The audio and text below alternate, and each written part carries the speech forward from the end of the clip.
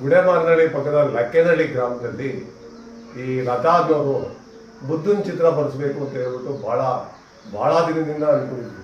ನೋಡಿ, ಅವ್ರ ಮನೆಯಲ್ಲಿ ಬುದ್ಧನ ವಿಗ್ರಹ ಕೂಡ ಇಟ್ಕೊಂಡಿದ್ದಾರೆ. ಅಪರೂಪದ ಒಂದು ಬುದ್ಧನ ತತ್ವಗಳ ಅಭಿಮಾನಿಗಳು. ನಾನು ಎಲ್ಲೂ ಹಳ್ಳಿ ಕಡೆ ಈ ಥರ ಬುದ್ಧನ ಅಭಿಮಾನಿ ಆಗಿರೋದನ್ನ ನೋಡಿಲ್ಲ. ಎಲ್ಲ ರಾಮಕೃಷ್ಣ ಅಂದ್ಕೊಂಡಿರ್ತಾರೆ.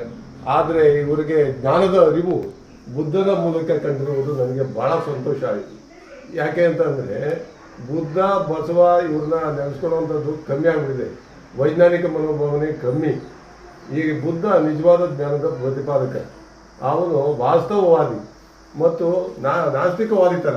ಅಂದರೆ ದುಡಿಮೆನೇ ದೇವರು, ನೀವು ಜೀವನವನ್ನು ಸರಿಯಾಗಿ ಮಾಡಬೇಕು ಅಂತ ಹೇಳ್ಬಿಟ್ಟು ಜೀವನಕ್ಕೆ ಹೊಸ ವಾಕ್ಯ ಬರೆದಂಥದ್ದು ಬುದ್ಧ.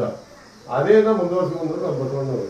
ಆದ್ದರಿಂದ ಈ ಬುದ್ಧನ ಬರೆಸ್ತಾ ಇರೋದು ಅವನ ಮುಖದಲ್ಲಿರುವಂಥ ಶಾಂತಿ ಮತ್ತು ಆ ಒಂದು ಜ್ಞಾನದ ಕಳೆ ಇವುಗಳನ್ನು ನೋಡೋದಕ್ಕೋಸ್ಕರ ಅವರು ಬೆಳಗ್ಗೆ ಬುದ್ಧನ ಭಾವಚಿತ್ರವನ್ನು ನೋಡಿ ತಮ್ಮ ಜೀವನದ ಸಮಸ್ಯೆಗಳಿಗೆ ಏನಾದರೂ ಪರಿಹಾರ ಕಂಡುಕೊಳ್ತಾರೆ ಅಂತ ಹೇಳ್ಬಿಟ್ಟು ಬಹುಶಃ ಬರೆಸಿರ್ಬೋದು. ಅವರು ಈ ಒಂದು ಬುದ್ಧನ ಚಿತ್ರವನ್ನು ಭಾಳ ಪ್ರೀತಿಯಿಂದ ಅಭಿಮಾನದಿಂದ ಬರೆಸ್ತಾ ಇದ್ದಾರೆ. ರಂಗಾಯಣಪಳ್ಳಿ ಲತಾಮ್ನವರು ಅವರಿಗೆ ಒಂದು ಬುದ್ಧನ ಜ್ಞಾನೋದಯ ಆಗಿದೆ ಅಂತ ಒಂದು ಭಾವನೆ ಮಾಡ್ಕೊಳ್ಳೋಣ. ಇದೇ ಥರ ಬುದ್ಧಪರ ವಿಚಾರಧಾರೆಗಳು ಎಲ್ಲ ಹಳ್ಳಿಗಳಲ್ಲೂ ಹರಡ್ಬಿಟ್ಟು ಒಂದು ಒಳ್ಳೆಯ ಕಾಯಕ ಯೋಗ ಮತ್ತು ವೈಜ್ಞಾನಿಕ ಮನೋಭಾವ, ಆರೋಗ್ಯಪೂರ್ಣವಾದ ವೈಚಾರಿಕತೆ ಬರಲಿ ಎಂಬುದು ಈ ಕಲಾವಿದನ ಆಸೆ.